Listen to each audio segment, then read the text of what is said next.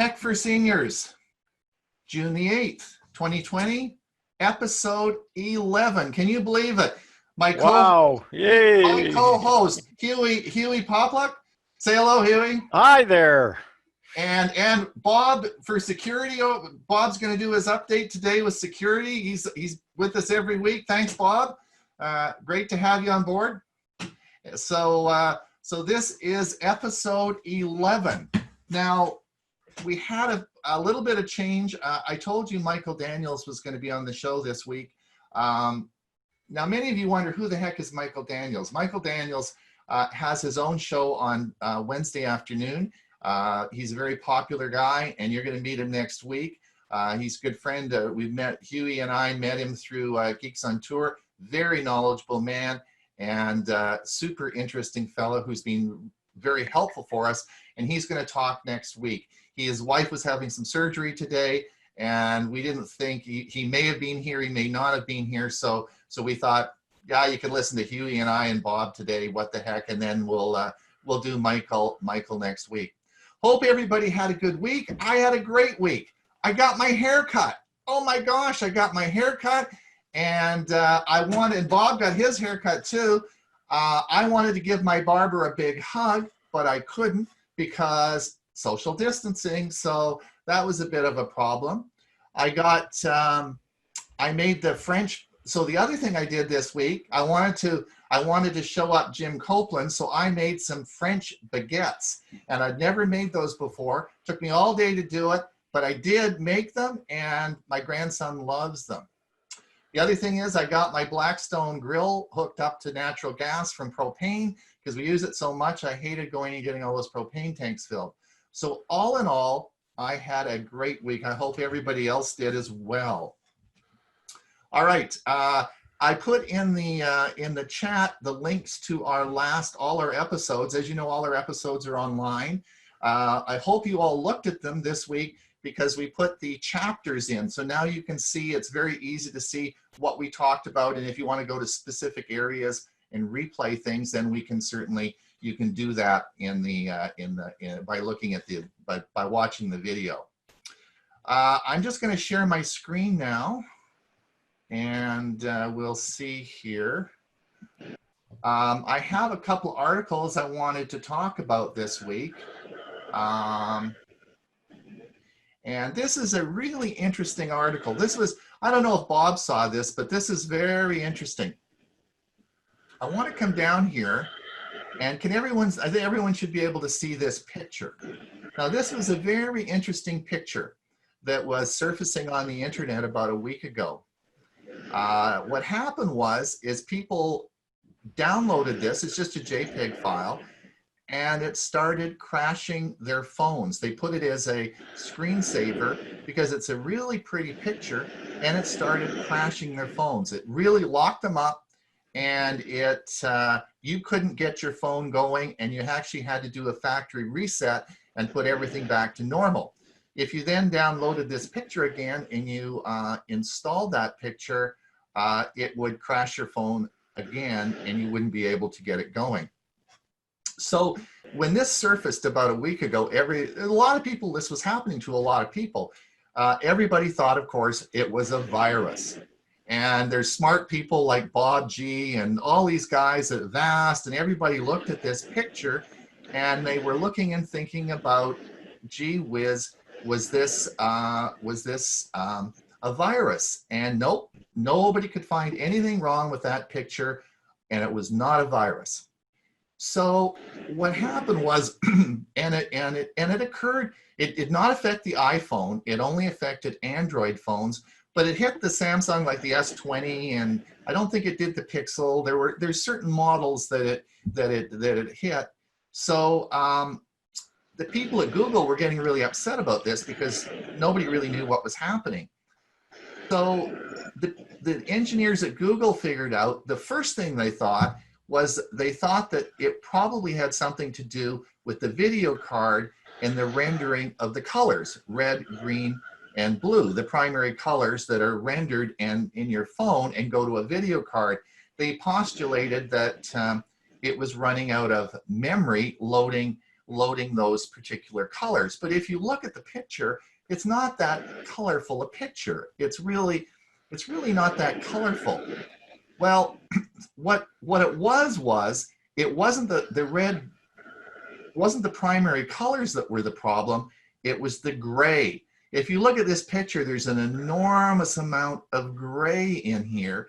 And the problem was rendering this into the video, in the graphics card.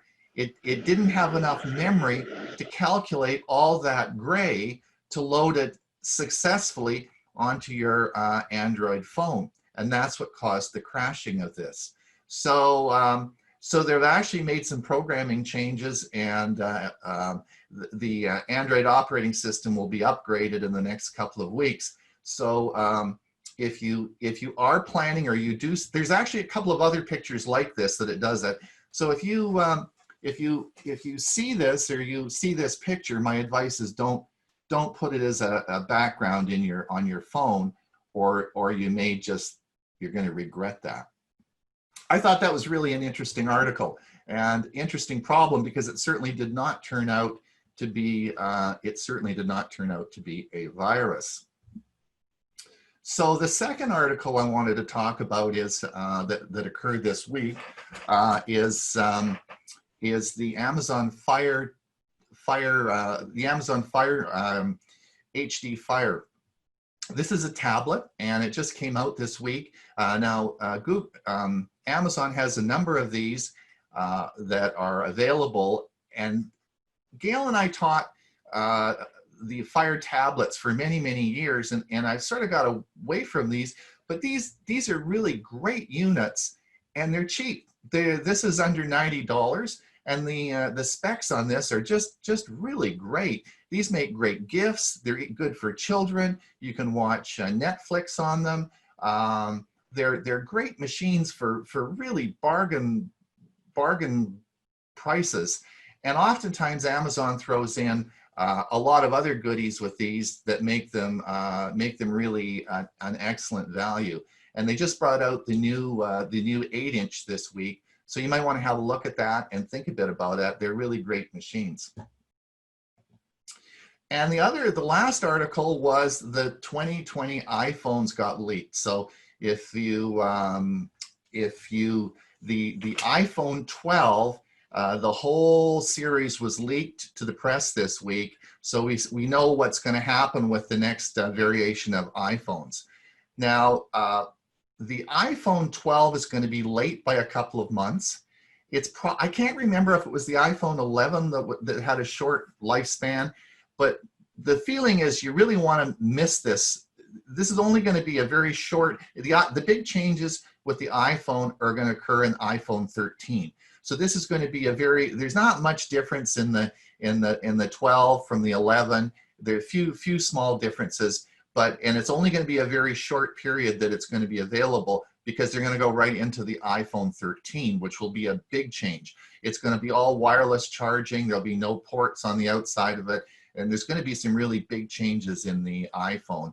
So might be best to skip 12 and just wait for 13. All right, let me pass this on to Bob with his security talk. Let me just unshare my screen here. And I'll let Bob, can you hit the button and take over?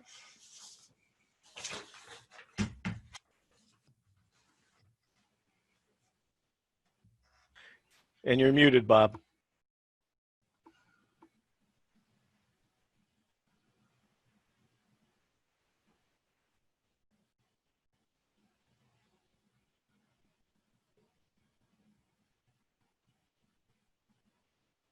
Thanks to Avast, here's the security news roundup for the week ending 6/5/2020. Scam Spotter, a brand new website launched last week by Google and Cybercrime Support Network. This site aims to bring scam awareness and fraud protection to all users, including the least tech savvy, a site well worth visiting. You'll find it at scamspotter.org. The NSA has released a security bulletin warning about a Russian group exploiting an email flaw. A group calling itself Sandworm is attacking a vulnerability in the XM mail transfer agent, which comes pre-installed on certain Linux systems. The exploit allows attackers to install programs, modify data, and create new accounts. Update your operating system as soon as possible to stay safe. SnapTube, a popular video and audio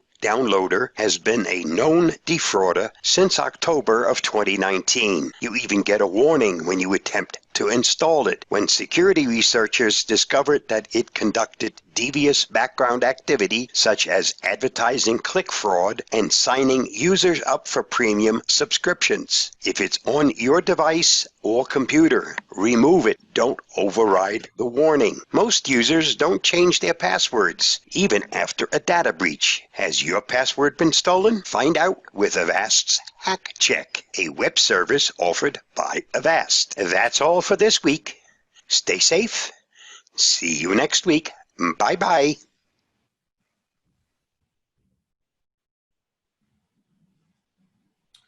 Great. Thanks, Bob. I think we'll be hearing more about Scam Spotter later. Yes, you will. Okay, that sounds really interesting. Wow, I'm interested in that. Hewie, take it away. All right. Let me do this, and bring this up, and here we go. Google.com/drive or Google Drive. The website for Google Drive is at Google, and in order to be able to sign into Google Drive, you have to have a Google account. Now, how do you get a Google account? Well, you'll need to either create a Gmail account, or if you start a Google account, you'll automatically get a Gmail account. Not only do you get a Gmail account, you also get Google Drive as part of your Google account. You get 15 gigabytes of space on a Google server, and so you're getting a cloud storage area free from Google when you have an account with them. To find out if you have one, you would go to google.com/drive, and you would sign into your account, or you would have to create one. But let's take a look at what the choices are here. We have individuals, teams, and enterprise. Most of you would deal with individuals as far as Google Drive goes.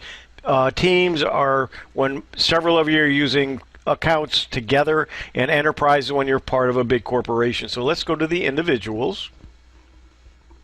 And you can either go to the Drive, you can download, or go to Google One. And Google One is the way in which you set up your account in order to increase the size of your storage area. You don't have to do anything but go to your Drive once you've set up your Google account. And once you do, it's going to look like this. Now, I'm on an address that I have upgraded my account to 100 gigabytes, and I pay by the year for it. And I also have several folders on that storage area or on that drive, which is out somewhere in the cloud on a server that's owned by Google. And so I have all of these folders that contain files. So if I go into my Stug folder, for instance, there are some newsletters, some articles that I've had, maybe some other dealings that that I wanted to save from Stug. I have them in that folder sitting out on the cloud, and I could access it from any computer at any time. Now, if I was on my phone or I was on my Chromebook, Chromebook automatically is connected to your Google Drive, but if I was on my phone, I could use the app to get to Google Drive, or it's automatically part of where my files are on an Android phone. But I can also, I'm connected right now on a PC. If I had a Mac, I could go to my Google Drive there. So I can put a file anywheres on Google Drive and access my account from any of my devices. But I can also, if I take this file and I right mouse click it, I can get a shareable link by clicking here. That link I could then send to you, and you could open up that file if I give you the link to it, or I could make it so you could open it with a password, and I would tell you what the password is so no one else could access it. So there's ways in which you can share files. Now, where would you use something like that? Let's say you have a video file that you recorded on your phone, and you have an Android phone, or even if you have an iPhone, but you save it to your Google Drive somewhere's in a folder. You then find out what the address is. You make it shareable with a link, then send it to your friend saying, here it is, and they can go and they can download that file from your Google Drive account. And so it's a way to transport a large file from one place to another, because you can't email anything that would be as large as, say, a video. So good way to use Google Drive. There's if you have a Gmail account, you have Google Drive, and that's how you can get to it and what you can do with it. Okay, back. Thanks, Hewie. That's Yeah. great. Let me stop my share, and I'll have some other websites. I'm doing a whole series of short productions about different websites and what you can do on them, or at least to get started, to get you there and look around. The nice thing about Google Drive is it's $20 a year for 100 gigabytes, and it's $100 for 2 terabytes if you want lots and lots of space. And a lot of programs do connect to Google Drive. Hewie, let me make a comment. I have a domain name through Google, and part of that domain name includes Google Drive. It also gives me up to 10 email addresses, which I have distributed to my kids, so that we're all on the same domain as far as email, and Google Drive is available to all of them independently, and it does all the functions that you just talked about. But how much storage space do they give you? The same as you would otherwise, but it's each individually for the family members as part of the email that comes with the domain. Right. Each email address gets 15 gigabytes by default. Yeah, that's right. Each of them. And it's extremely well, because we can share photos a lot that way with the grandkids and with all of the family members. So I just wanted to point out that the domain worked well for Google Drive. We're gonna have time at the end of the show to talk about questions and answers. Let's continue on. I know Bob is ready to go now, and he's going to talk about Scam Spotter, which I think will be really interesting. He's got a video for us on that. Are you ready to go, Bob? I am.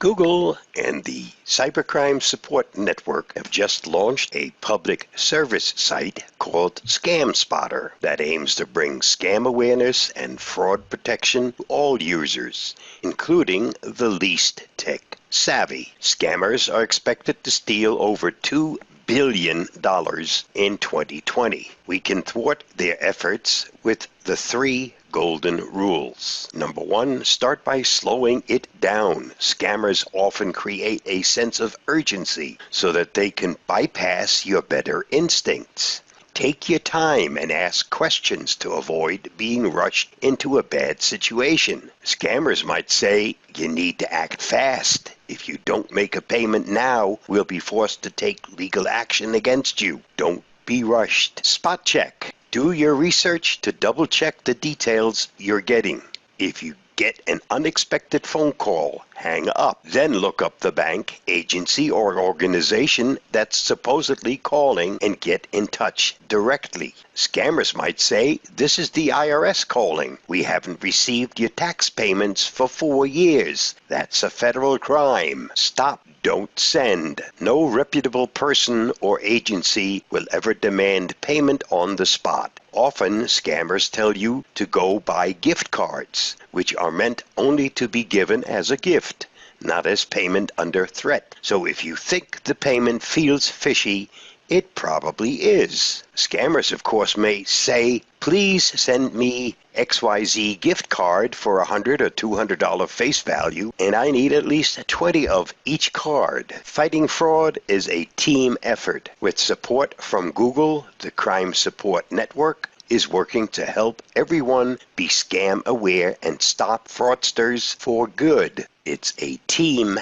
effort. They've devised a little test and test your knowledge with real-life examples to see if you can tell who's behind the screen. So let's take that behind-the-screen test. Choose whether you think each scenario is safe or a scam. And keep in mind, these kinds of conversations can happen anywhere, on the phone, by text, or online. Ready? Let's play. Question 1 of 5. Hey there. I know this is forward, but could you help me out with something? I need it rather urgently. My son just had an accident, and I need money to pay the bills. I hate to ask, but could you please send me some gift cards for $100 or $200? What do you think? Is this safe? Or is it a scam? If you picked scam, you're correct. Someone asking for gift cards and demanding money fast is trying to scam you. Question 2. We've got great news for you. You've won a contest for a free trip to Hawaii. Yes, congratulations. Now the flight and hotel are all paid for. You just need to pay the taxes and fees. You have a credit card handy? We've probably all gotten these kinds of calls. What do you think? Safe or a scam? Correct, it's a scam. This news was way too good to be true. You're right to be suspicious of things happening out of the blue. Question number 3. Hello, this is the Social Security Administration. We are ready to wire you your increased benefits, but we need more information from you first. Please verify your full name. Next, we need to verify your Social Security number, and for security purposes, we cannot read it to you. We need you to tell us so we can double-check against our records. What do you think? Safe or a scam? If you said scam, that's correct. Government agency, simply don't call out of the blue and ask you to provide your full Social Security number. Next, question number 4. Hello, this is your local electric utility calling with a special offer. Are you interested in having your house be 100% solar and wind powered? It won't cost you anything at all. This is part of a statewide invitation to move to renewable energy sources. We will need to send a representative out to walk you through it. What days work best for you? Again, safe or a scam? The correct answer is safe. This is a legitimate question. They're not asking for money or any personal details. So you're in the clear to go green. Last but not least, hi honey, can you believe we've been chatting for 2 months? I'd love to meet you sometime. Oh my dear, in fact, I was planning a surprise visit, but my car just broke down. I need a $200 gift card to buy the parts to repair the car. Could you send it to me? I'll take you for the fanciest place in town to repay you once I can drive again. What do you think? Safe or a scam? Correct, it's a scam. Scammers often build trust and then eventually ask for gift cards to get your money. Add a way to spot this fraudulent flirt. Fighting fraud is a team effort with support from Google. The Crime Support Network is working to help everyone be scam aware and stop fraudsters for good. For more information and helpful tips, visit Cybercrime Support Network, and you get to them by visiting scamspotter.org. Stay safe, be free. I hope this helps. Thanks, Bob. That's really great. Super. We'll hopefully have some time at the end to do some questions. So I'm going to talk a bit about online payment, and we'll do that. I'm going to share my screen now. Hewie, can you time me? I tend to drag on and on and on, and give me about 8 minutes. And if I, do the applause. Have you got your applause meter working? Give me an applause when it's time for me to stop talking. All right. Let me share my screen and bring up.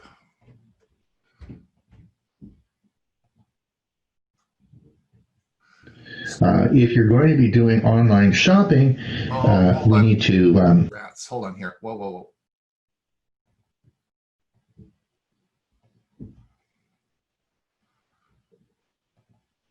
There we go. All right.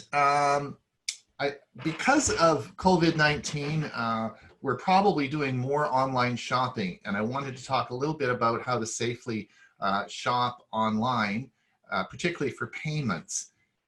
I do a lot of security talk. Some of you probably have heard this before, but I thought it was important to review this again because I did a couple of presentations this last week, and nobody really sort of knew this. So I wanted just to go over this with everybody.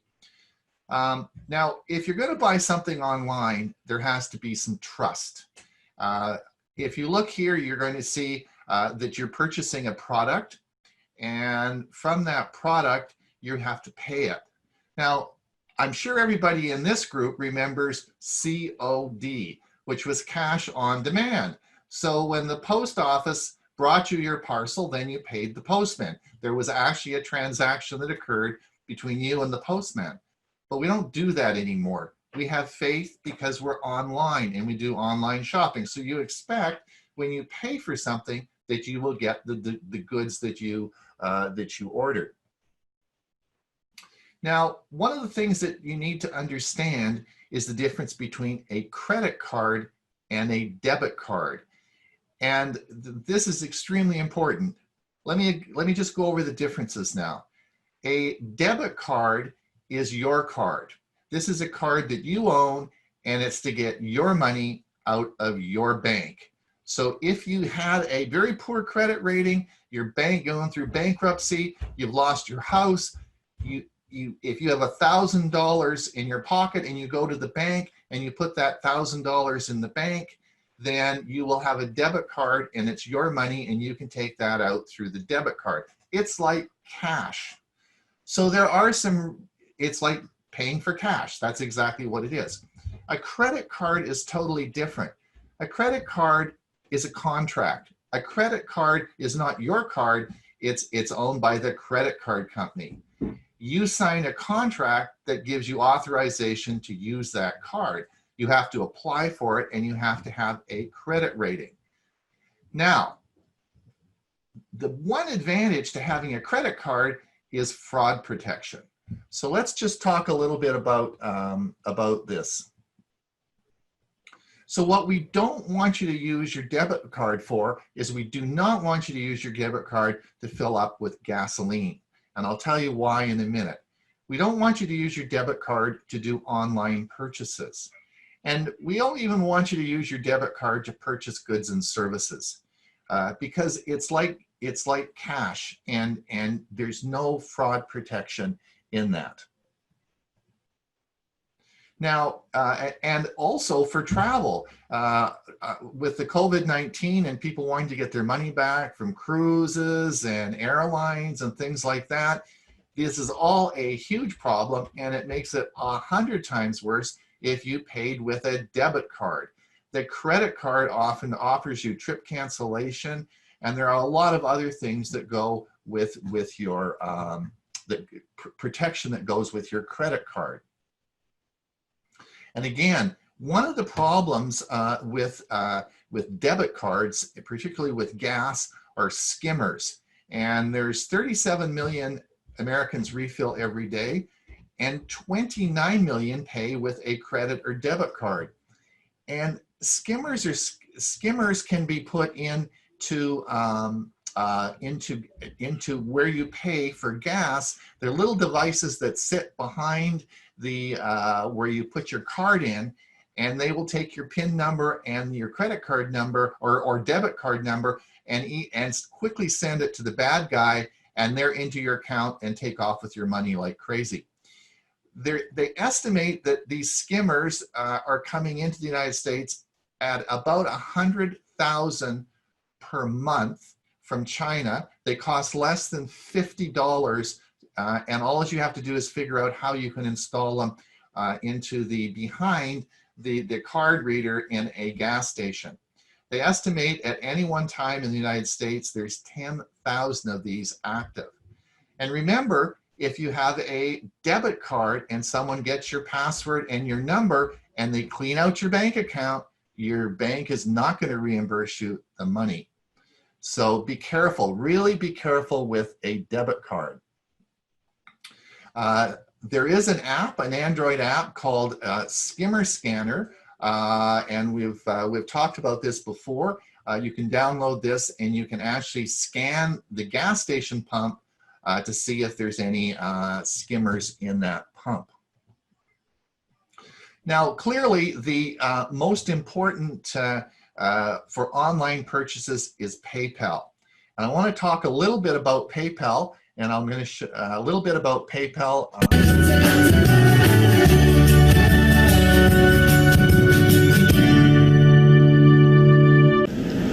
Hi, Drew Angel here with an introduction to PayPal. Today we're just going to take a quick look at a simple question. What exactly is PayPal? How does it work? And the easy answer is it's a way to send and receive payments. There's a little bit more than that going on. You got your buyers and your sellers involved, or senders and receivers.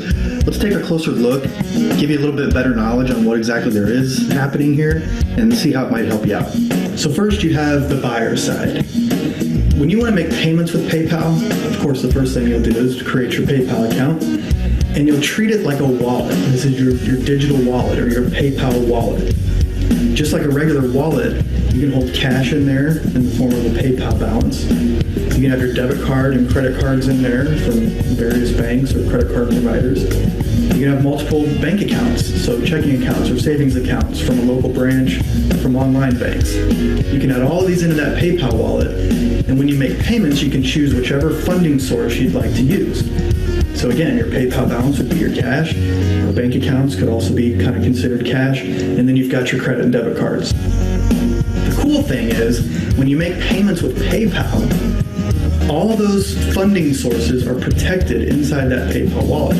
So the seller, all they're going to get is your name, your email address, and a shipping address if it's required, if they need to send you something.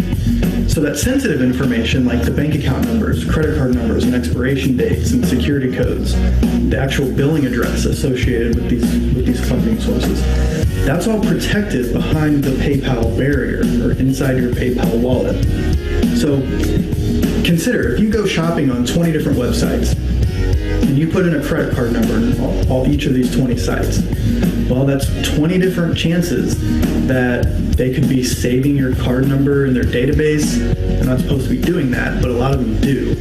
And if they get hacked and that data gets stolen, now your credit card numbers or bank account information is included in that hacked data. Obviously, this isn't a good thing.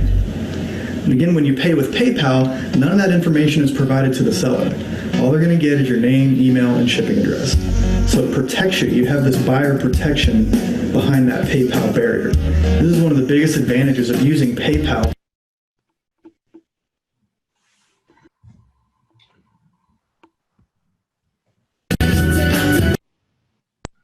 All right.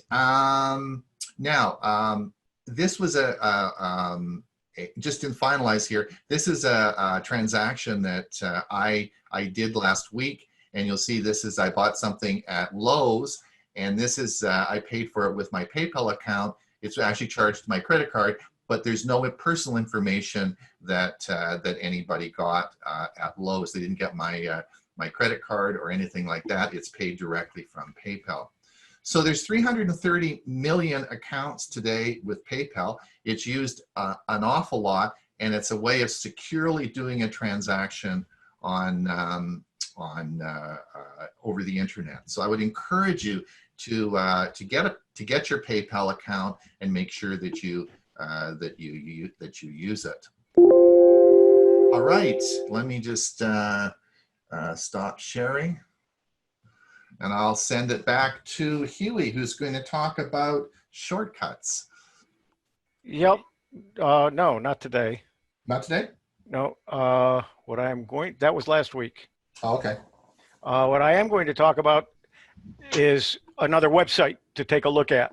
Okay. And let's go ahead and let's share this. And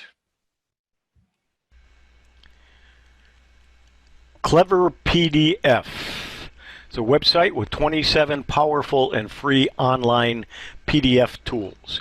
I discovered this website when I wanted to convert a PDF to a JPEG. You might ask, why would I ever want to have a PDF to a JPEG? Well, sometimes I want to post on, let's say, Facebook, and I want to include a picture and some text. Well, a lot of times it's just easier to do it as a JPEG. And if that started out as a PDF, I want to just take the information from that PDF and make a JPEG out of it. So let's take a look at what I'm talking about. What I'm going to do is I'm going to convert a PDF page into a JPEG. It was a big manual, and I took one page from that manual, and what I'm going to do is I am going to, take that one page and just drop it on here. It uploads it, and then all I have to do is start the conversion. Remember, this is a PDF, and you know that a PDF is based on the Adobe Acrobat program, and the PDF stands for Portable Document Format, so everybody could use the same format. So it's already converted it, and now I'm going to download that. It downloads it as a zip, so we'll open the zip file. We'll open the file, and we did, and then it shows us what's inside that zip file, and it's one .jpg, and we double-click that. Let's move this onto the screen, make this a little bit smaller so that you can see. And I have now made a PDF from into a JPEG, which I now can use. It's 600 by 400, so it's certainly something I could upload to Facebook. I could include it in an article that I was writing. I want to say, well, here's what it is from the manual, and here's that piece of information. And I don't have to type in the information, try to format, and so on. I just grab it from the PDF. So that's how one of the ways in which I use this website. But let's take a look at some other things. Let's go back to let's see, convert PDF, and again we can choose anything we want. Let's just go back in the page and go back to the original page. Come on. And let's say we got a PDF. Well, let's change the same PDF now to a Word document. We want to edit it. We want to do some things with it. Yeah, there's a lot of different ways you can do it, but just I want to show you how easy this is. So we'll do that again. We'll open this up. We'll drop that page on there. It's verifying the file. We're going to start the conversion.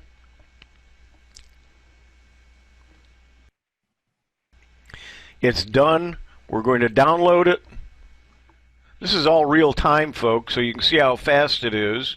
I'm now going to click on the docs file. Open up Word.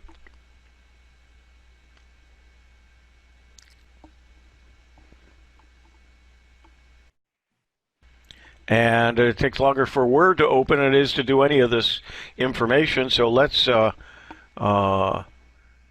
just resize this a little bit so we can get it on our screen. For the recording, I'm going to enable editing.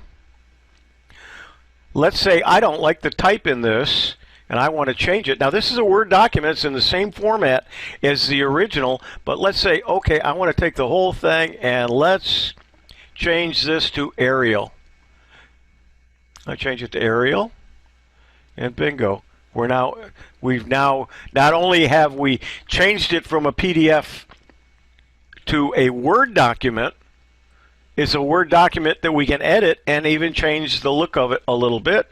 We can take things out. We can go in and we can, let's say I don't want this here anymore, so we just back up and put a period here. Not that it makes any sense, but you'll see what I mean about how easy it is to edit. Within Word, it's now a Word document, and I can do anything that you can do in Word. So again, the website is Clever PDF, but let's take one quick look. It's a little bit longer video than I like to have, but let's take a look at all of the things that we can do. We're going to go back to the original page.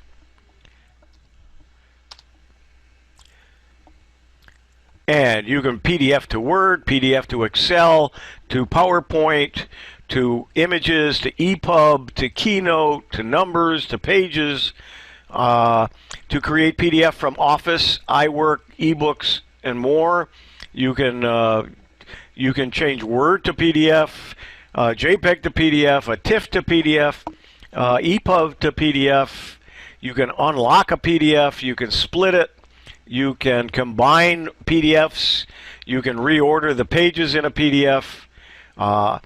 Here's one that you might want to do, the HEIC to JPEG. Sometimes you have an HEIC picture and you want to have it as a JPEG. You can convert it on this website. You can make a GIF. You can do a GIF to a JPEG, a GIF to a PNG.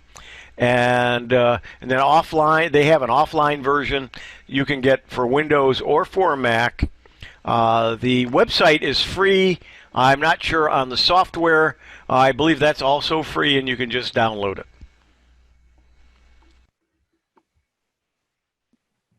And let's do one more site, because this one's a short one. I'll do this one.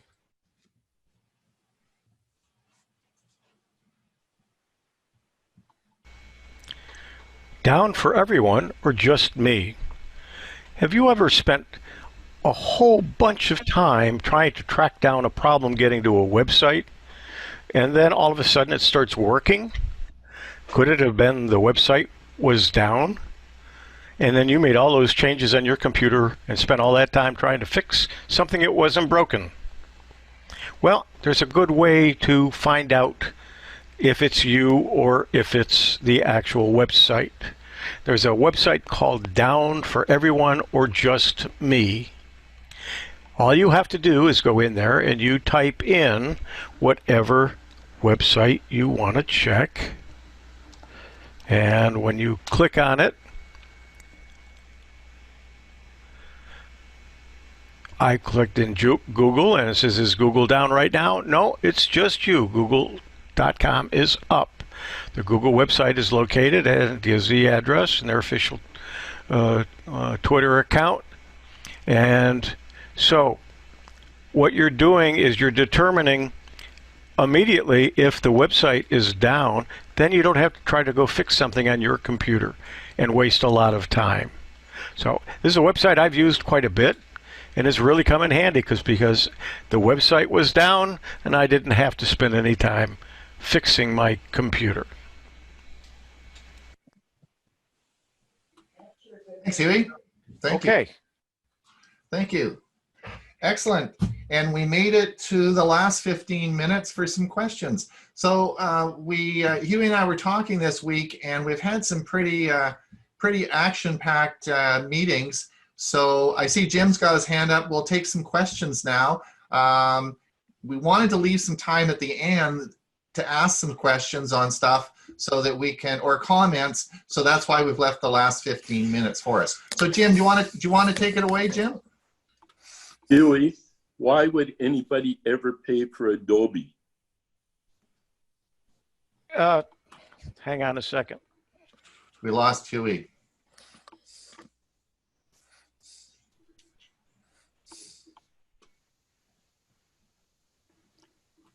No, I was doing something.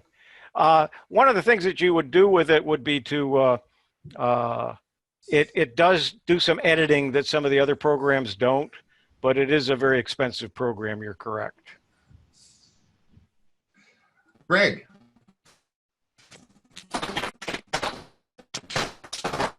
Does it work? Can you sort of say that again? We couldn't quite get that. On PayPal, do you get a card or is it strictly through the computer? No. So PayPal is it's strictly through the computer. So it's a service. It's free. There is no charge for that. Now the charges the charges are all on the other end for the seller. So for you, there is no charge. It's a website you go to, and it's like a portal. You register your credit cards, your bank. I have all my credit cards and both my bank accounts in Canada and the United States are all registered with PayPal. So when I go to pay, if I want to go to Lowe's online and I want to pay and I see they have the PayPal logo there, I click on the PayPal logo and it takes me directly to my PayPal account. I put my username and password in, and then I'm logged into my PayPal account. Now I can then choose how I want to pay. I could pay it out of my bank account. I could pay it out of my credit card. I could choose any of the credit cards I want, and then I say, okay, pay it, and then that information then PayPal pays whoever you're buying the product from, such as Lowe's. So they would pay. So they pay them. But Lowe's doesn't get your credit card number. It doesn't get any personal information about you. PayPal pays them right from your, whether it's a credit card or your bank account, it pays them. So you don't get any, they get no personal information about you other than your name and of course your address. And it protects your identity.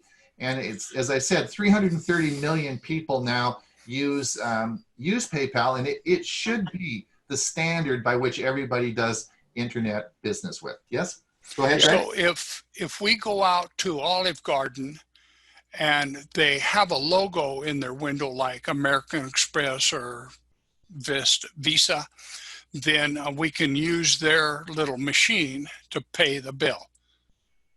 I don't know how to raise my hand, but Home Depot accepts PayPal as like a credit card.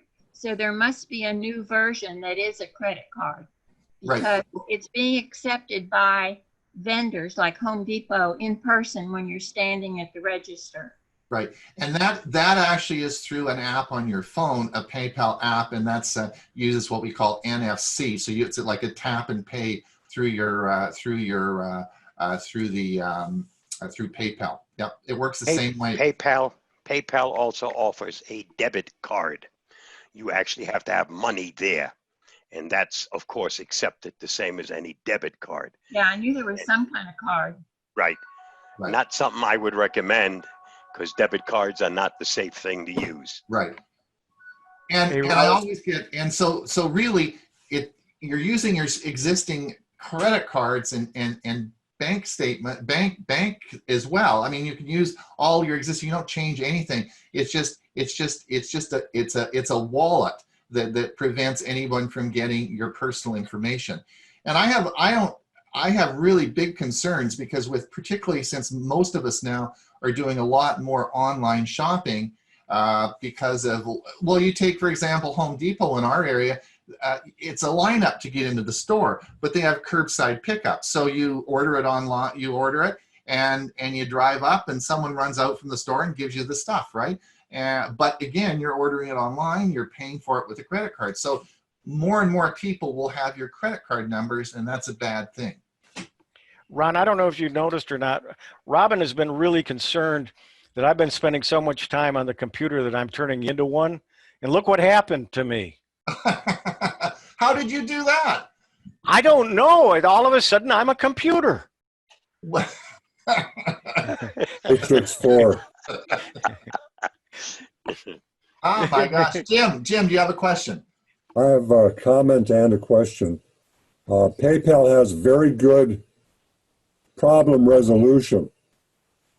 I had problems with ordering something that it turned out came from China, and they weren't shipping, they weren't shipping, they weren't shipping. So I emailed them and said, I don't want it anymore. They still wanted to ship, so I filed a claim with PayPal. They got it canceled and refunded. Excellent. The second thing is a question. When you're using Google Drive or Google Photos and you want to share a file or a photo with someone, do they have to have a Gmail account in order to access what you're sending? No. If you send them a link, you've given permission for them to access. Through the use of that link, they have access. They can't alter it, they can't do anything with it, but they have a right to download it and a right to view it. How does PayPal make their money? On the seller's side of the they pay the fees. So if you're a vendor and you're selling something, then you will pay them their fees. They're a very profitable company, huge. They make a lot of money. I think now, did Dewey have a question? No. Did Dewey have your hand? Did you have your hand up, Dewey? Yes, I did. Those of you that know me know that I'm a big fan of streaming TV, and I like Roku. However, Roku has changed in recent months this way, in that they are starting to add programs to your lineup of programs.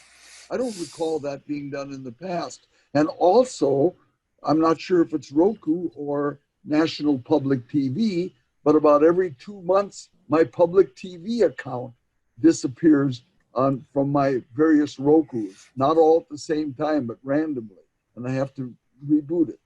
Is anyone else having problems, first of all, with Roku adding unauthorized programs, in other words, ones that you haven't chosen? I'm curious. Hey, Greg, are you having that problem? Yeah, on my Roku, there was a whole bunch of information that came out, and it said that they're adding stuff. You can delete all that stuff. Oh, I know I deleted, but the point is, in fact, I had the experience last night. I deleted a particular popular movie streaming service because I didn't want it. And about 30 minutes later, I booted Roku again, and there it was back. I had deleted it, but it came back that fast. That's how aggressive Roku has become, which is kind of getting me honked off a bit. So I'm curious if anyone else has had these experiences. There used to be a remedy for this, but it no longer works. The remedy was that you updated your version of Roku, and but that doesn't work. Greg, did you have something more on that? No, it's about PayPal. PayPal is out of San Jose, California, and they charge 0.001% of the total fee. Okay. Oh, I know what I was going to tell everybody. I'm not sure if this offer still stands, but yesterday when I logged on to do a Zoom meeting, I got a notification from Zoom that if I paid on a yearly basis, I got 30% off. And this was a short-term sale I had on. And so, because normally I have a business account and I pay on a monthly basis.